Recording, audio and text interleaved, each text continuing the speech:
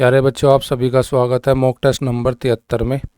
आज top 10 question लगाएंगे आपके यूपी पुलिस कांस्टेबल 2026 में। जो हमारा एग्ज़ाम है 8, 9, 10 जून को प्रस्तावित है, उसी के मद्देनज़र हम 100 मॉक टेस्ट लगा रहे हैं, जिनमें 1000 क्वेश्चन प्रैक्टिस करेंगे। और वे क्वेश्चन जो आपके लिए एग्ज़ाम के लिए बहुत ही अति संभावित, मतलब यहाँ से क्वेश्चन आपको डायरेक्टली इनडायरेक्टली देखने को मिलेंगे। वे सभी क्वेश्चन जो पिछले 5 सालों में पूछे गए, जिस पैटर्न में पूछे गए, उसी के अकॉर्डिंग हम यहाँ अपनी 100 मॉक टेस्ट की सीरीज आपके लिए लेकर आए हैं यूपी पुलिस कांस्टेबल के लिए। तो स्टार्ट करते हैं वीडियो का। पहला क्वेश्चन देखते हैं। पहले क्वेश्चन में हमें दिया है कि 24 मीटर लंबी और 8 मीटर ऊंची और 60 सेंटीमीटर चौड़ी दीवार बनाने के लिए 24 सेंटीमीटर लंबी, 12 सेंटीमीटर चौड़ी और 8 सेंटीमीटर ऊंची ईंट लेगी। ईंट का साइज दे दिया, दीवार का साइज दे दिया। हमें फिर कहा जबकि दीवार का कुल आयतन का 10% भाग पे सीमेंट और रेत के मिश्रण से बना है। तो सबसे पहले हमें दीवार का आयतन निकालना। दीवार का मतलब होता है घनाभ, लंबाई गुणा चौड़ाई गुणा ऊंचाई, यानी कि हमारा मीटर में दिया है, यहाँ पे सेंटीमीटर में। तो पहले सारी इकाई को मीटर में कन्वर्ट करेंगे। 1 मीटर में कितने सेंटीमीटर होते हैं? 100। तो 24 मीटर का हो जाएगा 2400 सेंटीमीटर गुना 800 सेंटीमीटर गुना, और 60 सेंटीमीटर हमें दिया ही है पहले ही सेंटीमीटर में। अब इसका 10% किस भाग से बना है? कुल आयतन का 10% सीमेंट से बना है, हमारा सीमेंट और रेत का मिश्रण है। तो अगर हम 100 में से 10% निकाल दें इस टोटल दीवार के आयतन का, तो जो बाकी है वो तो ईंट से बनेगा, यानी कि इसके टोटल आयतन का 10% निकाल लेंगे 100 में से, यानी कि 90% जो है दीवार बनाने के लिए हमें ईंट की जरूरत पड़ेगी। तो वह टोटल कितना आयतन होगा? आयतन का 90%। अब दीवार के आयतन का 90% को अगर हम एक ईंट के आयतन से भाग कर दे तो हमें टोटल पता लग जाएगी हमें कितनी ईंटों की वहां पे आवश्यकता पड़ेगी। तो यहाँ पे टोटल जो मेरा दीवार का आयतन है उसे मैं भाग करता हूँ। अब एक ईंट का आयतन है, ईंट की हमारी जो माप दी है वह दी है 24 सेंटीमीटर गुना 12 सेंटीमीटर गुना 8 सेंटीमीटर, और जिसका परसेंटेज हटाने के लिए बटे हम करेंगे 100। अब इस पूरे क्वेश्चन को सोल्व करने बाद हमें पता लग जाएगा भाई हमें कितनी ईंट चाहिए, यानी कि दीवार के आयतन का 90% बटे एक ईंट का आयतन। अब यहाँ से 24 से 2400 100 बार चले जाएगा हमारा, 800 भी 100 बार चले जाएगा हमारा, और 12 पंजे 60 हो जाएगा इधर से। इस 100 से ये 100 कैंसिल हो जाएगा परसेंट वाला।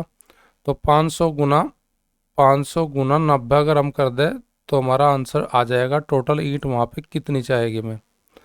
500 गुना 90 का मतलब 9 पजे 45, और 45 के पीछे अगर हम 3 जीरो रखेंगे तो हमें पता लगा कि टोटल ईंट हमें चाहेगी 45,000। 45,000 की ऑप्शन मेरे पास ऑप्शन ए में गिवन है। क्वेश्चन नंबर दूसरा।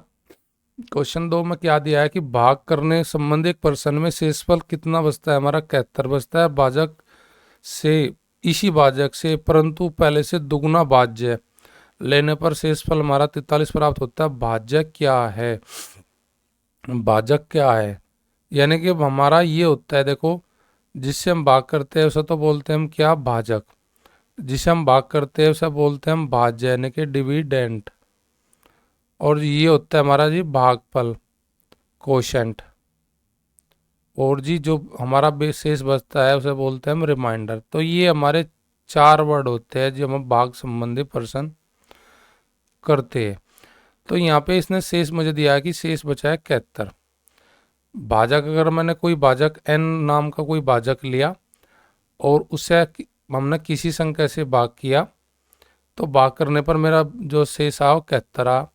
तो जाहिर सी बात है जो मेरा भाजक होगा वो 71 से बड़ा होगा, क्योंकि 71 से छोटा तो नहीं होगा, 71 से बड़ा है। जब शेष जो शेष बचता है उससे बड़ा हमारा भाजक होता है। फिर कह रहा कि अगर भाजक तो वही रखे जो हम पहले ले रहे थे, उससे दुगुना भाज्य करने पर, यानी कि 2n, n की जगह क्या कर दो 2n।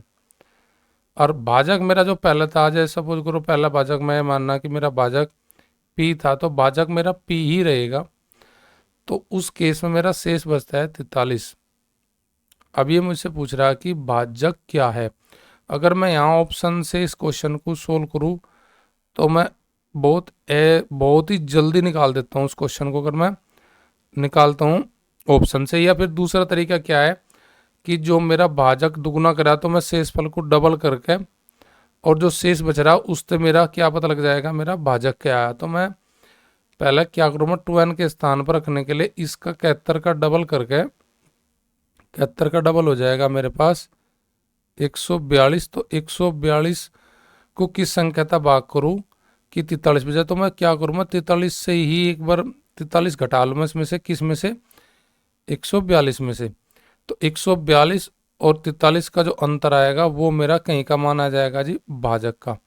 तो इन दोनों का जो अंतर आएगा 142 में 43 घटाएंगे तो मेरे पास आ जाएगा जी अंतर इन दोनों का 99। तो यानी कि मेरा जो भाजक है वो क्या है, मेरा 99 है। और 99 के मेरे पास ऑप्शन कौन सी दी गई है, बी दी गई है। तो ऐसे प्रश्नों को बनाने के लिए आप सीधा सीधा क्वेश्चन कैसे सोल्व कर सकते हो, आप सोल्व कर सकते हो ऑप्शन से भी कर सकते हो, या जैसे भाज्य डबल करा तो आप शेषफल को भी डबल कर दीजिए। डबल करने के बाद जो दूसरा जो शेषफल है उसका और शेषफल का जो डबल किया उसका अंतर हमें क्या बता देगा जी, आपका भाजक। या फिर दूसरा तरीका क्या है कि आप ऑप्शन से रखो, यहाँ पे 99 रखो, 99 रखने के बाद 71 कैसे बचेगा, 71 99 का आप जोड़ कर लीजिए तो हो जाएगा हमारे पास 170 को अगर आप 99 से भाग करोगे, 99 से भाग करोगे तो आपके पास 71 शेष बचेगा। अब 170 का डबल करोगे आप तो हो जाएगा 340। 340 को आप भाग कर लीजिए किससे, 99 से। तो 99 तिया हो जाएगा 297, 297 और 340 का अंतर आपके पास क्या आ जाएगा जी, 43 आ जाएगा, यानी कि शेष। तो कैसे भी कर सकते हो आप, ऑप्शन से कर सकते हो या जो विधि में बताई उससे भी कर सकते हो आप। अगला क्वेश्चन है, तीन संख्या में अनुपात 3, 4, 5 का दिया है और उनका एलसीएम दिया है 1200। तो महत्तम पूछा जी, तो आप क्या करो, जो अनुपात दिया है उसका भी आप एलसीएम निकाल लीजिए। इनके साथ लगा के क्या, 3x, 4x और 5x। अगर इनका एलसीएम 3, 4 का निकाल ले 12, 12, 5 का एलसीएम आ जाएगा जी आपके पास 60 और x का एलसीएम आ जाएगा 60, यानी कि 60x अनुपात का एलसीएम है। उसकी वैल्यू एक्चुअल में दी है 1200। तो अगर मैं x की वैल्यू निकाल लूँ 60 से भाग करके तो मुझे पता लग जाएगा कि मेरा x का मान क्या है, वो है जी 20। अगर मैं 3x और 4x और 5x का महत्तम लूँ, 3x और 4x और इनका एचसीएफ ये निकाल लो तो लगातार संख्या का एचसीएफ होता है 1 और x का हो जाएगा x, यानी कि इन तीनों का मेरा एचसीएफ जो होगा अनुपात का वो होगा जी x। और x की जो मुझे वैल्यू दी गई है वही मेरा क्या हो जाएगा एचसीएफ, यानी कि x की वैल्यू दी गई है 20, तो 20 ही मेरा क्या हो जाएगा एचसीएफ हो जाएगा। तो मेरे क्वेश्चन नंबर 3 के लिए राइट ऑप्शन हो जाएगी ऑप्शन बी। क्वेश्चन 4, 5 और 3 के अनुपात में दो राशि 2 साल के लिए एक 7% पर एक 9% पर लगाई जाती है। 2 वर्षों में कुल प्राप्त जो ब्याज है 620 है, 9% पर कितनी राशि दी गई है। तो आप अनुपात में अगर हम गुना करें भाई, अनुपात में 5x हम मूलधन मानना है और वो 7% के दर से दिया गया 2 साल के लिए। तो साधारण ब्याज निकालने के लिए फॉर्मूला क्या होता है, मूलधन गुना दर गुना समय बटे 100। ये तो हो गया मेरा ब्याज पहली वाली राशि पे।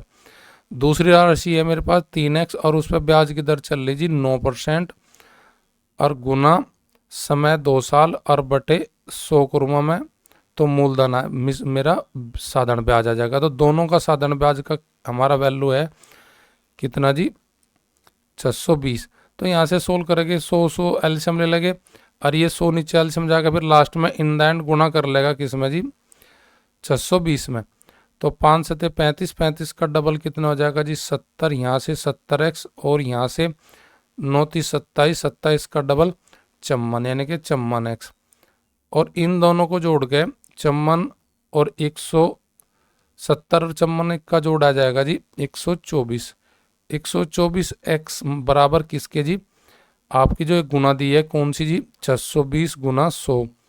अब यहाँ से इन दोनों को सोल्व करके x की वैल्यू सोल्व निकाल लेते हैं हम, बटे 124 करेंगे, 62 का डबल 124, 62 एकम 62, यानी कि यहाँ से मेरा x की वैल्यू आ जाएगी कितनी जी, 500। ₹500 एक्स की वैल्यू है, तो मुझे बताना जी 9% पर कौन सी राशि दी गई थी। 9 पर दी गई थी दूसरी वाले, दूसरे का अनुपात है मेरे पास 3। तो 9% पर जो दी गई थी राशि 3 के गुना कीजिए आप 500 में, तो आपको पता लग जाएगा कि 9% पर कितना धन आपने उधार दिया था। तो वो दिया था जी आपने 1500। 1500 के लिए ऑप्शन है मेरी ऑप्शन ए। क्वेश्चन 5, 14 व्यक्तियों के एक समूह का औसत दिया है 27 वर्ष 9 महीने। प्रत्येक 42 साल के 2 व्यक्ति को समूह से हटा देते हैं, शेष व्यक्ति की औसत आयु ज्ञात कीजिए। देखिए 9 महीने का अगर हम वर्ष बनाना चाह रहे तो आपको क्या करना पड़ेगा, उस 9 महीने को डिवाइड करना पड़ेगा 12 से। तो 9 महीने को कह सकते हैं हम क्या, 3/4 वर्ष, यानी कि ये हो जाएगा 27 से ही 3/4 को ओपन करेंगे तो 27 चौका 108, 111/4 औसत है किसका जी, 14 व्यक्तियों का। औसत की गुना अगर संख्या में कर दे, औसत गुना कुल जितनी संख्या है उन औसत की, तो योग आ जाएगा हमारे पास 11/4 गुना 14। इसका हाफ 2 हो जाएगा, इसका हाफ 7 हो जाएगा। 7 के गुना करेंगे 111 में तो हो जाएगा 777/2, यानी कि उन सभी का योग 14 व्यक्तियों का वह 777/2। 42 साल के 2 व्यक्ति निकल जाते हैं तो 42 साल के 2 व्यक्ति निकलते हैं तो कुल योग में क्या प्रभाव पड़ेगा जी, वहां पे 42 का डबल 84, यानी कि 84 अगर मैं घटा दूं तो मेरे पास जो योग रह जाएगा 14 में से 2 आदमी जाके 12 का, तो 184 का डबल 168, यानी कि 77 में से 777 में से अगर मैं 168 घटा लेता हूँ तो मेरे पास योग आएगा 17 में से 8 जाके 9, 6 में से 6 जाके 0 और 6, यानी कि 609/2 योग हो जाएगा। अब क्या एक व्यक्ति का 14 में से 2 व्यक्ति निकल चुके तो बचे व्यक्ति 12। तो 12 से अगर मैं भाग कर दूँ योग को तो मेरे पास नया औसत पता लग जाएगा कितना होगा। तो 12 का डबल कितना होगा 24, तो 609 को अगर मैं 24 से भाग कर दूँ तो मेरे पास पता लग जाएगा औसत मेरा क्या आएगा। 24 का डबल 48 बच के 12 हो गए मेरे पास कितना 129।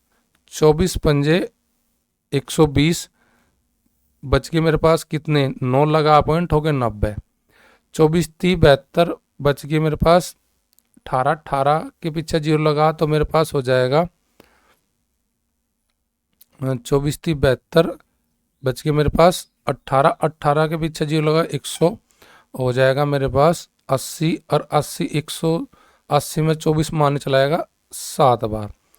24 सत्ते 168 बच गए 12 हो गए 120। 24 पंजे 120, यानी कि मेरा नासत आएगा 25.375 जो कि ऑप्शन में दिया गया है मेरी ऑप्शन बी में। गुणा जोड़ घटा भाग का सवाल था। संख्या दी गई थी व्यक्तियों की, उनका औसत, औसत गुना संख्या बराबर योग। योग मतलब 42 के 2 घटाएगा, शेष का योग को भाग करेगा शेष व्यक्तियों से, तो शेष का जो योग बचेगा शेष व्यक्ति से भाग करने बाद मेरा नया औसत आ जाएगा। 5वां क्वेश्चन, एक परिवार में की आयु अपने एक बेटे की आयु का 5 गुना है, माँ की आयु उसके दूसरे बेटे की आयु का 4 गुना है, माता पिता की आयु का अंतर बेटे के योग का आधा है। तो सवाल आपको दिया है कि इनमें से तो उनकी आयु का योग 5 वर्ष से अधिक है, एक बेटे की आयु दूसरे की तुलना में दोगुनी है, उनकी आयु का अंतर 5 है, वे जुड़वा है। अब देखिए सवाल को कैसे बनाते हैं। हमने ये माना कि एक पुत्र की आयु है x, पहले पुत्र की आयु x है तो पहले पुत्र से पिता कितना गुना बढ़ा है जी 5x। दूसरे पुत्र की आयु मैंने ली y, तो y दूसरे की ली तो माँ उससे क्या गुनी है जी 4 गुनी, तो माँ की आयु हो जाएगी 4y। अब सवाल में कह रहा माता पिता का अंतर, यानी कि पिता 5x का तो माता कितने की जी 4y की, उनका जो अंतर है बेटों की आयु के योग का आधा है, यानी कि x + y का योग करके बटे 2 कर देंगे तो बराबर किसका आ जाएगा, माता और पिता की आयु का अंतर। यहाँ से जब हम इसे सोल्व करेंगे 2 के गुना करेंगे इधर तो ये हो जाएगा मेरे पास कितना जी 10x - 8y और बराबर x + y। तो x तो इधर आके मेरा घट जाएगा 10x में से x घटेगा तो बचेगा 9y 9x, और यू 8 इधर जाएगा हो जाएगा प्लस का, तो ये हो जाएगा 8y प्लस वाई बराबर 9y। अब अगर मैं x को भाग करूँ y से तो मैं कह सकता हूँ x बटे y बराबर 9/9। 9/9 का मतलब हो जाएगा 1/1, यानी कि ये दोनों हमारे x और y क्या आ जाएगा जी, इक्वल आ जाएगा जब हम गुना करेंगे। फिर दोबारा अगर दोनों साइड से 9 का भाग कर ले, यहाँ पे 9 हट जाएगा और इधर से भी 9 हट जाएगा, तो यानी कि x और y का वैल्यू होगी बराबर, और बराबर होगी तो उसका कहना मतलब है x और y दोनों क्या है वहाँ पे जुड़वा है। तो राइट आंसर हो जाएगा क्वेश्चन 6 के लिए ऑप्शन डी। क्वेश्चन 7, एक व्यापारी अपने सामान की हानि उसके विक्रय मूल्य पर देखता है, यानी कि उसकी गणना जो करता है विक्रय मूल्य पर करता है, तो 25% पाई जाती है वास्तविक हानि। लाभ और हानि वास्तविक तौर पर किस पर प्राप्त करते हैं हम जी, क्रय मूल्य पर, यानी कि हमें क्रय मूल्य इतना नहीं पता होता, वास्तविक लाभ और हानि का हमें नहीं पता चलता। और यहाँ व्यापारी काउंट कर रहा है विक्रय मूल्य पर, अगर विक्रय मूल्य पर देख रहा है तो 25% की हो रही हानि। अगर मैं विक्रय मूल्य को यहाँ पे ले लेता हूँ कि बस 100 रुपये का कोई वस्तु बेचता है, उसे 25% की हानि होती है विक्रय पे, तो 100 का 25% का मतलब हो जाएगा कि 100 रुपये पर उसे कै रुपये की हानि है जी, 25 रुपये की हानि है, यानी कि उसने 25 रुपये कम में बेचा उस वस्तु को। तो उसका क्रय कितना होगा जी, क्रय उसका होगा जी विक्रय मूल्य से जितने की उसे हानि है, यानी कि विक्रय से कितना जी 25 अधिक, यानी क्रय हो जाएगा उसका 100 प्लस 25, यानी कि उसका क्रय मूल्य हो जाएगा, वह वस्तु थी 125 की। 125 रुपये की वस्तु अगर उसने 100 में बेची है तो सर कै रुपए की हानि है जी 25 की, और इस हानि को अगर वो मेजर करता है, नापता है विक्रय मूल्य पर, तो ये आती है 25%। पर लेकिन वास्तविक जो हानि और लाभ होता है वो होता है क्रय मूल्य पर। तो यानी कि अगर मैं 125 रुपये पर देखता हूँ कि 25 रुपये की हानि है तो कितने परसेंट की हानि है, तो 25/125, और परसेंट निकालने के लिए गुना करूँगा मैं 100, 25 पंजे 125, और 5 से डिवाइड हो जाएगा 100 का एक बार जी आपका 20 बार। तो मेरा आंसर हो जाएगा right option A. Question number 8, यदि हम किसी संख्या के अंकों के गुणनफल में धनात्मक अंकों वाली संख्या के 10वें स्थान के अंक के वर्ग जोड़ देते हैं तो हमें 52 प्राप्त होता है जी। अगर हम फिर उस गुणनफल को इकाई के वर्ग से जोड़ देते हैं, इकाई के स्थान पर जो संख्या रखी उस अंक का वर्ग को जोड़ते हैं तो हमें कितना प्राप्त होता है जी 117। 2 अंकों वाली संख्या ज्ञात कीजिए। मूल बात यह है कि संख्या के जो भी देगी पहली बार गुणा उनके दोनों के अंकों को गुना करो, गुना करने बाद आप अगर 10वें स्थान पर यानी कि दाएं के स्थान पर संख्या रखी उसका अगर वर्ग करोगे तो 52 प्राप्त होगा। अगर इकाई वाले वर्ग करोगे उस गुणनफल में जोड़ोगे इकाई के अंक के वर्ग को तो 117 प्राप्त होगा। अगर मैं पहली संख्या ले लेता हूँ 18 के अंकों का गुणनफल होगा जी 8, और उसके दाएं के स्थान पर 1 का स्क्वायर 1 होगा, तो यहाँ से जोड़ आपका 52 नहीं मिलेगा। पहली कंडीशन, पहले इस कंडीशन से पहले ऑप्शन देगी केवल आंसर 9। अगर दूसरी संख्या पकड़ते हैं 8 और 2 के गुना करते हैं, 8 दूनी 16, 2 का स्क्वायर हो जाएगा मेरे पास 4, तो यहाँ पे मेरे पास इस कंडीशन से ऑप्शन बी से मिलता है जी 20, तो मेरा दूसरी ऑप्शन नहीं होगी। अगर मैं तीसरी ऑप्शन देखता हूँ 9 3 27, 27 में जोड़ता हूँ 3 का वर्ग, 3 का वर्ग हो जाएगा 9, 9 और 27 का जोड़ हो जाएगा जी 36, तो ऑप्शन मेरी सी भी नहीं होगी। अब देखते हैं हम ऑप्शन 4, 9 चौक 36, और 36 में जोड़े दाएं के स्थान पर जो हमारा संख्या है उसका वर्ग, यानी कि 4 का वर्ग कितना हो जाएगा जी 16, 16 और 36 का जोड़ हो जाएगा जी आपके पास 52, और 52 जो जोड़ मिलता है ऑप्शन डी से मिलता है, तो मेरा राइट आंसर हो जाएगा ऑप्शन डी यानी कि 49।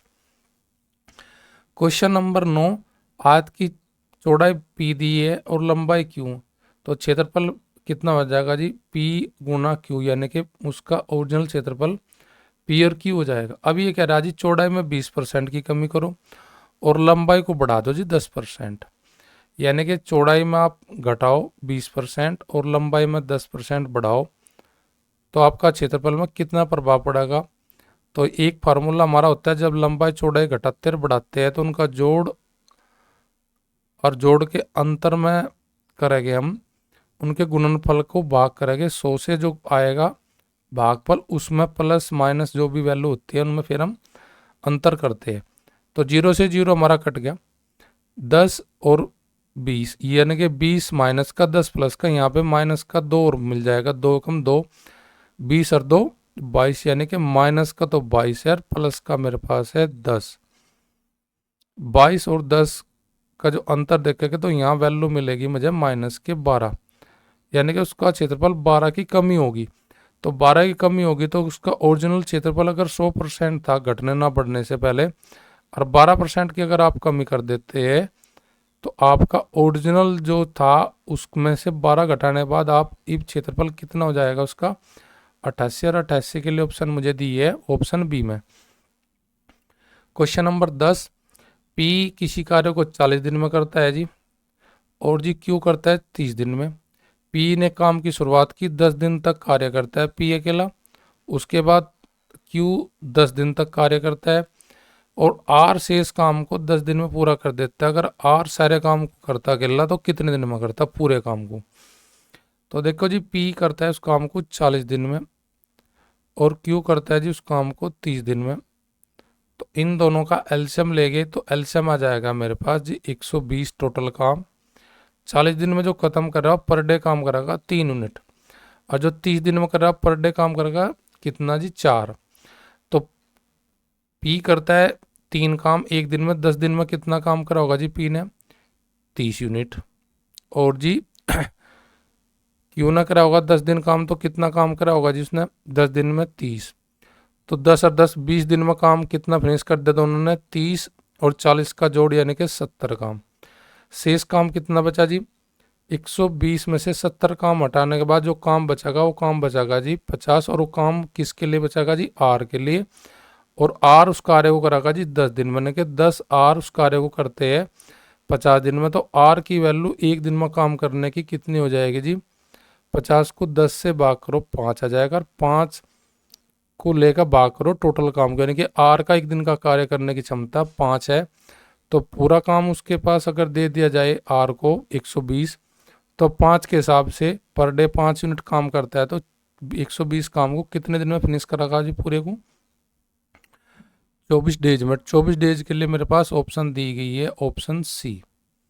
तो आज के कंप्लीट हमारे 10 क्वेश्चन यहीं पे समाप्त होते हैं। अगली मॉक टेस्ट 74 के लिए फिर मिलते हैं आपसे।